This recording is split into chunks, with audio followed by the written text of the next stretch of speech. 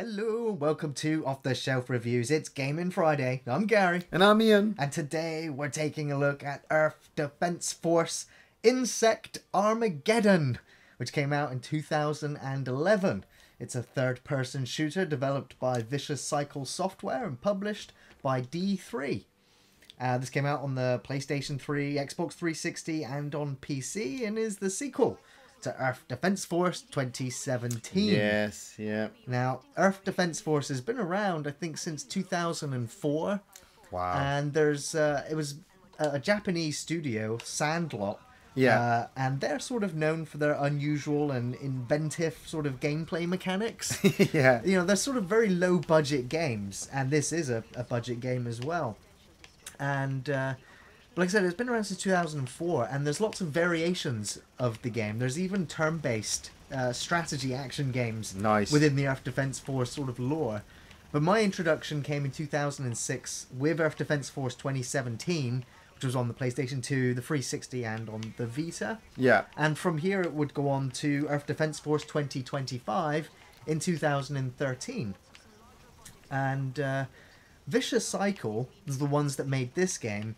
They were founded back in 2000, and they were actually formed by a bunch of personnel that left Microprose when they got closed down. We've talked about them in the past. Yeah. And then eventually in 2007, Vicious Cycle was acquired by D3, the publishers of the other Earth Defense Force games. Yeah. And so they made them a subsidiary of that company. And they also made one of the games that I've mentioned in the past, Eat Lead, The Return of Matt Hazard. Love that game. And Matt Hazard Bloodbath and Beyond. So, you know, I kind of like this company, but I will say that this game, for me, was a bit of a letdown compared to Earth Defense Force 2017. Yeah. They added a lot more to this one, but at the same time, it kind of took something away from the simplicity of 2017. Yeah. Now, what I liked in 2017 was the fact that you could, whatever level you played on, the higher difficulty you played on, the better chance of random weapon drops that you would get. Yeah. And in a way, it also resulted in farming certain levels on certain difficulties to farm, hopefully, the best weapons in the game. And if you were an achievement collector like me, there was an achievement worth like 400 points or 200 points to collect all the weapons in the game. Yeah. Now, just like 2017, this game as well has over 300 weapons. Wow. And they vary from, you know, your assault rifle, your grenade launcher, rocket launchers. There's even, you know, like a mini nukes, essentially, which will even kill your teammates and your co-op friend if you're playing co-op. And I highly recommend actually play this game. Just blast that co-op. So, but yeah, like I said, for me, I like Vicious Cycle games. Wasn't too big a fan of this one and preferred to 2017, and I have yet to actually play 2025 because after playing this one I kind of burnt out a little bit on the genre. Yeah. But whenever I hear of the EDF, it's immediately the Earth Defense Force because I had such a good time playing this game. And right now, Iain, have you played one of these games before? Yeah, I played a lot of 2017 with you. You were mad crazy on it back in the day, and it was just level for level, wall to wall creatures all over the place. And if I remember rightly, you'd get so mad at me if I died. Well, yeah, because... But that was because I was coming over and I was just like, hey man, what are we doing? Over here. We're playing Earth Defense Force, really? And I get in there and yeah, we like, wanted to beat it on Inferno difficulty yeah, level. exactly. But I come walking into your place and you're like, here's a game on super hard mode. Don't die. And I'm like, what the fuck? You know, I'm playing this I thought you'd be a pro at it, you know? It's just simple bugs. Yeah, it is, but the numbers get crazy. They get insanely crazy when you can't even see the buildings that they're climbing on. Yeah, and you're just a firing sea of bugs into the horde. And I like it at the start of this one. You got the difficulty setting, and it's just like normal, hard, or inferno, and then you've got any. So any level could be any difficulty, and I'm just gonna have to play it and kill every single one of these bugs. Yeah, I can do that. Well, I liked again in 2017 the simplicity of the fact that most of the missions was just to kill everything. Yeah. Whereas this one added more diversity to the missions, like go somewhere, defend this location for a certain amount of time, then go somewhere else, and you know, and this one had a bit more of a story to it, I suppose. But it does get a little bit insane, especially when you look at some of the creatures that turn up. And obviously right now it's simplistic ants. Yes, But then the classics. the spiders turn up, the tarantulas.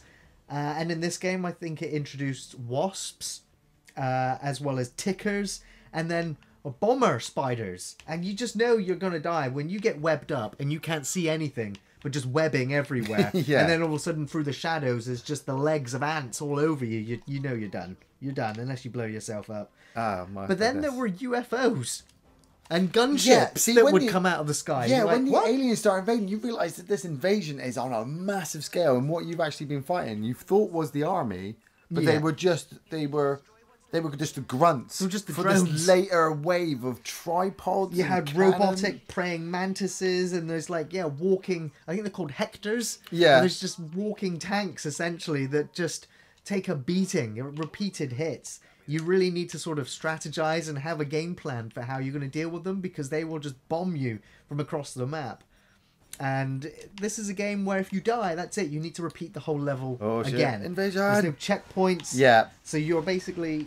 But at the same time, though, matched with its difficulty, in this game, you don't get the random weapon drops, although some elite monsters occasionally drop them. Yeah. You basically earn credits or score, which you then go and purchase and buy weapons. And also, I think they also added the class system in this game, which... Yeah... Wasn't quite happy with it. It's like you get trooper armor and jet armor and tactical armor and battle armor. Yeah. And each one of them sort of allows you to either whether you want to be tanky and slow and heavy hitting, or whether you want to be fast flying with a jetpack and get around everywhere and be really agile. So multi-diversive, it sounds to me. It sounds like you could But really...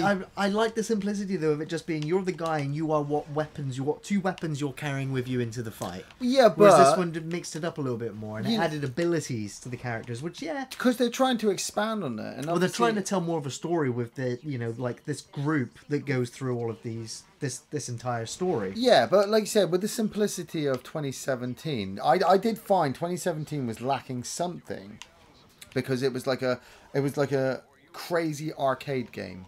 Yeah. You were constantly fighting wave after wave of monsters. And it wasn't the prettiest looking game either, and neither is this one No, by any stretch. You just went with it because that's what you wanted to do. This one, expanding it to make your character deeper, It's also a little bit more customizable as well, down to colorizing the armor. Yeah, and maybe like you said, you'd played so much of 2017 trying to get all the weapons and its simplistic views of it. Yeah. That when you came into this one and they expanded it, you were like, oh, I'm done. Well, yeah, I couldn't bring myself to finish this one. What this one did well, though, was that it included online cooperative, whereas the 2017 was only split screen, if I remember rightly. Yeah. And this one also added infinite sort of horde mode, wave mode, It has which a was survival, six player survival. Nice. Which was really fun. Unfortunately, the connectivity and actually trying to find people that would try and, playing with randoms that would see the entire event through over a couple of hours didn't really happen. So it kind of wore thin pretty quickly. Well, going up against other games that were probably out at the time, if you had to choose between this and a Call of Duty game, you'd easily go with Call of Duty Zombies over this. Well, yeah, but the reason to buy this one was because it was so cheap upon its initial release, and because it was also very satisfying and rewarding in a game experience if you're into zany arcade shooters. I'd say this is also if you're nostalgia for 1940s and 50s sci-fi movies like them. Yeah. I suppose this game is very, very child friendly. Well, yes, yeah. I'd prefer my son to play this over Call of Duty Online. Yeah. That would come at a later stage. This is very easy. You are the soldier, and these are the giant ants. It makes you very kid-like in the end. Well, they're in a fictional city called New Detroit. Okay. And the name of your character is Lightning Alpha. And you are the leader of an elite team of fighters known as Strike Force Lightning. You can tell this is a Japanese game. Yeah. Even though this one's the American one. And you have your two squad mates, which you've seen. But they're not obviously nowhere near as good as you. They just kind of follow you around and comment on everything. Cyrus and so Kicker. the story in this one is divided into 3 separate chapters, unlike 2017, which was just a list of like 80 or 90 zones. Yeah. And the first chapter in this one, it really introduces the game, and then the second chapter introduces the area and how the story has evolved. And then you basically have to go and salvage other items, go and find other members, and then the invasion comes in full force. And you basically just battle wave after wave of deadly, gigantic insects and robotic armies. And get to destroy buildings. I'm loving the whole It's building the total destruction at the Godzilla mode. moment. I'm just like, we need a clearer path. I need firing lines. Got to get to that anthill. That's what I need to do. So this, like I said, it's even though I don't recommend this one over 2017.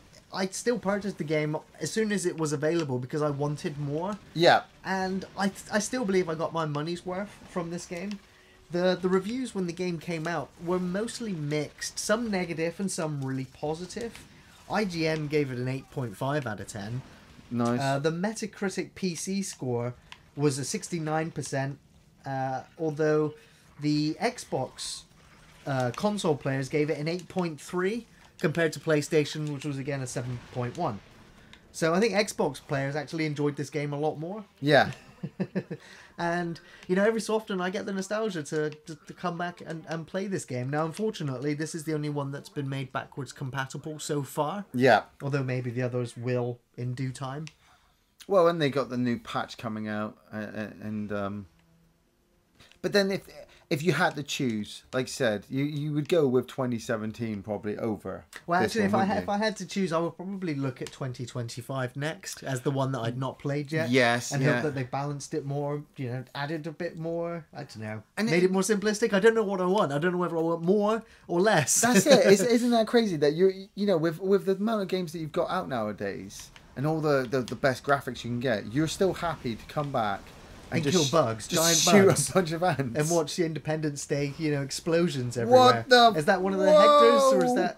Neutralize Hector robot. Oh my god! Yeah. Oh my god, man! I see it! Oh my god! Destroy the building! Destroy it! I don't think destroying the building is going to help you in this situation. It'll give me cover. I'm aiming for his red chest. That looks like a... That is the weak point. Yeah, the weak point. Watch out for the ants! It's like one of the weapons in the game is a sniper rifle. Nice. It's like, why in the blue hell would I take a sniper rifle into, a spray and pray type of game? And that's because obviously, like the UFOs that drop the insects down on you, and these Hectors, they have vulnerable small weak points, which are kind of difficult to aim at when they're moving quickly. Yes. And when you're firing, for instance, rockets, they have a slow arc of fire. There's like a weapon that's called the Turtle, which you can literally run faster than the shell is firing. Nice. But the moment that shell hits something, it's adios muchachos. You're looking at a blast the size of Nebraska. Yeah. Oh, whoa! Get out of the way. I want to change to my machine gun. There's also vehicles. Now I remember this is something this game did better than 2017, was that in the vehicles in 2017 were terrible. They were a death trap. It was like the motorcycle type vehicle, which basically just enabled you to move around the map really quickly. Yeah. If you slammed into anything, that was it. Hard stop. This game adds like tanks, turrets, and mech suits that you can get into. Until, of course, you take a certain amount of damage and then the mech suit's destroyed. This game actually has entire levels where you're in the mech suit, and if you get taken out of that mech suit, you'll probably make it about 5 feet before you're overrun and killed. So it becomes a case of you have to keep the mech suit going the entire time. Do you have to pay for the suits? No, I think they get dropped. Like, the mission will go, here, you now need to go to this point. You either start in the mech suit, or they get dropped down for you, and it's sort of explained. I mean, that monster just that I just killed gave me a new weapon, but I probably have to change that on the some weapons, streams. some elite enemies or some boss enemies will drop actual weapon drops. But what I liked in the original game, and somewhat to this one, is that you can see there that you have 367 hit points. Yeah. In 2017, every so many enemies had a random chance of either dropping a weapon or a health. Yeah. When you picked up the health, it wouldn't automatically give it to you, but if you finished the level and then cashed it in, your health bar would permanently upgrade. Nice. So you would start at a certain number, and then depending on how many you picked up, it would literally be 1-for-1 basis. And so that is how you grinded and farmed levels to get that health to upgrade. Yeah. The second player also had to do the exact same thing. I don't think playing as player 1 leveled up player 2. Yeah. So they would become slightly unbalanced if you only played one player all the time. I think that's why when we're playing 2017, I would die a lot because you were always playing as level player 1 and was kicking butt, and then you'd be like, "Oh, help me!" And I've got like 1,000 health less than you. Well, the way that, and none of the good weapons. The way that you would farm is by literally going on the Inferno difficulty and coming to the ants or spider nests that they're pouring out of infinitely. And you just kill everything on the map and just leave that one nest and then just keep shooting everything that comes out. Yeah, it's a bit tedious and a bit boring, but, when you need to do that next 5 levels on Inferno, you understand you're not ready yet. So yeah, when I get there, I'm taking the rocket launcher as my first weapon. Shotgun as my second. Have I got any upgrades? What's this? Mac turret. Yeah, you can throw down a turret, which does some damage for you. Do we do that? We do that with you haven't got you see the coloured buttons there? Yeah, yeah. I think they're still locked right now. I don't know if you can assign it. Oh, no, you can. I can assign it. But I think you changed whatever else was there. That was the plasma turret and machine gun turret. I'll take it back to the machine gun turret and then... Yeah, I always find there's nothing better than just bullets. It's still no, I've just seen the buttons at the bottom. Obviously, it's all assigned to the reloading, rocket launcher, machine gun, and the turrets. Okay, ready, let's go. I was going to go back to the... So you're playing as just the soldier class?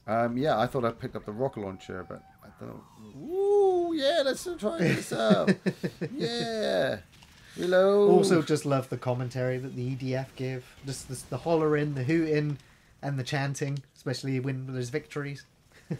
Oh, it's a grenade launcher. I thought it was a shotgun. Although there are other EDF soldiers that sort of turn up in the battlefield, but they're just fodder. They're just part of the scenery. Yeah, they're just part. You are the hero. You are the absolute hero. In many ways, it's like the Crackdown. Yeah. Free roaming open city area. Just stand in one spot and just landing grenades into an ant hive. Just like, whoa, yeah, baby. And again, when you play cooperatively, and I do recommend playing cooperatively, is balancing out who's going to take what weapons so that you've got someone who is specializing in hector killing, nest handling, crowd control, single target. You need to know that. And so obviously playing on your own, it can be a lot more difficult. And obviously if you're playing with a co-op partner, there's less chance of wiping and therefore having to do the whole level again. Yeah, well, you got to keep your eye. You got to have eyes in the back of your head. You do, because you've got to keep looking at that radar ping and just seeing all the blips and just seeing where they are. And obviously, most of the time you won't know until they're coming spewing over the rooftop of the building right in front of you. But you're just seeing one or two right now. When there are hundreds, and I mean hundreds of them coming at you, you really feel the tension and the that feeling of being outnumbered. And of course, blowing up the buildings that all the bugs are crawling on, it's not going to do too much damage to them. They're just going to scuttle to the ground and come right for you. You need to make they a will also line. flank you and cover you. I think this game also added the daddy long legs in this game as well. So anyone with a fear of spiders or insects, it really does get on the creep factor. But it might help you come over your arachnophobia when you're armed with a rocket launcher and you're free to just lay waste to all the bugs. Come on. So what's your favourite bug movie, Iain? Favourite bug movie? I've always been a big fan of them. Yeah. From the 1950s. That it was such a good concept, and with that little girl where she's just like them. It's quite terrifying, actually. Yeah. As the films would go on, the hero at the end of the day just kind of kicks butt, kills everything, and they're all dead. Is there any movies where they actually do fully survive? What, the bugs? Yeah, and why don't now? I don't know. There's usually just eggs left at the end. Yeah, like what the one I'm about to bring up was Ticks. Nice. With Seth Green, one of his early appearances. It's such a low budget horror movie, but growing up, I always found the prospect of giant ticks absolutely horrific. And there's a couple of sequences in that film that just make your stomach churn. Or in my memory they do. It's been a long time since I've seen it. I doubt the film's held up that well. Yeah, late 90s. Yes, yeah.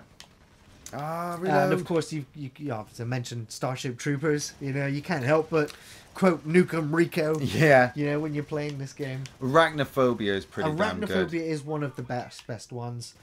You know, there's been a lot of other giant spider films like Eight-Legged Freaks and I don't know. There was some Sci-Fi Channel ones like Tarantula one I was going to mention from Sci-Fi Channel was Big Ass Spider. Yeah, I actually saw Big Ass Spider as well.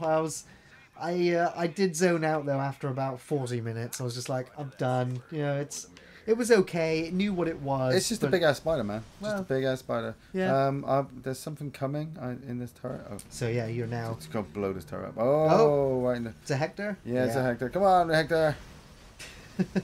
In your face. Reload in his face. Fire again. So how are you finding the gameplay of this one, Ian? It's just very simplistic, very easy. I mean, learning to obviously drop your turrets down. Oh, giant ticks! Oh, giant ticks! No! Put the tick. You know, holding the left trigger, getting the turret out, knowing where to place it, and then kind of standing near it, keeping it covered. Knowing the different color buttons change to different weapons. You do have to think which ones to bring. Because I wish I had my original rocket launcher. You need to sometimes have Captain Hindsight to go, okay, that's what this comes on this mission, yeah. and I'm going to bring these weapons. I mean, I've got this that was the joy I found with 2017. Giant tick! I've got this grenade launcher and I've got a rocket launcher that homes in. It's not very good for this mission. I kind of wish I brought my plasma turret too. Firing his chest. Can you not drop another turret down? I think that blue bar on the right, it has to fill up. Right. Come on, kill him! And I think it fills up by killing everything. You're being overrun now. No, I'm not. Remove the tick. Grab the health. change your grenade launcher because that rocket launcher is not that great. I'd give that to the second person. I think it's to the fact that you may have lost your turret so early on in the fight that. Yeah, but I've got it up to 100, so I can drop it again. Nice. And he's on the mini. No, I meant the actual turret that you were in, like your teammates are still in. Yeah, I'm still alive, man. I'm still alive. Yeah, you're still alive. That's the main thing. As long as you make it to the end. Yeah, as long as you get to the end of the mission and get the upgrades, it's all good. Oh, I've got to get that health. Always got to get the health. Yep. Again, so that's very similar to other games with the health and the weapon drops. Yep. Keeping your eyes out for the bonuses. The armor boost. So you see your actual, the score onto your left. Yeah. It keeps going up every time you pick one up. So that's permanently increasing your health.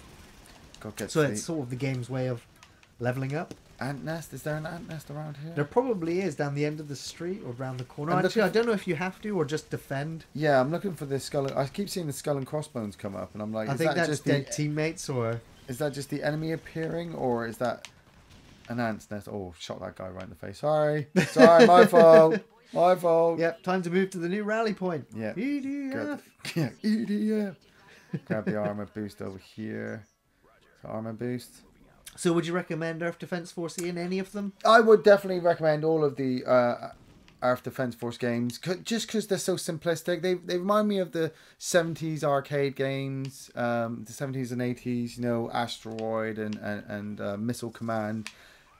Like I said, very simplistic, easy to pick up, play for a bit, do a couple levels, come back to it later on. You don't have to sign up for anything major if you don't want to. You can go for every single weapon if you want. I found the addiction of the game so good that for at least one of the games I was, I had to finish it in its entirety. I had to platinum one of these games, if you will. Yeah, and because I enjoyed the challenge of getting up to that difficulty. And yes, some of the enemies become bullet sponges. But when you've got somebody there cooperative playing it with you, you kind of share the experience, and you end up just quoting some of your favorite lines from movies as you're playing. And so I would recommend the game if you can get a friend to also get the game with you and play the multiplayer and play it cooperatively, or even couch co-op because it has split screen support. Yeah. It's just the bouncing around, grenade launchering an ant. Unlocking up, like I said, over 300 weapons, the mech suits, the variety of levels and insects. Yeah, all the cities eventually look the same, but... rubble piles. Yeah. Well, that's going to bring us to the end of this video. I just want to say thanks for watching, everyone. Thanks for listening. We're back next Friday with another video game. Of course, film reviews on Thursdays. You can find us on Facebook, on Twitter, and on Patreon. See you next time.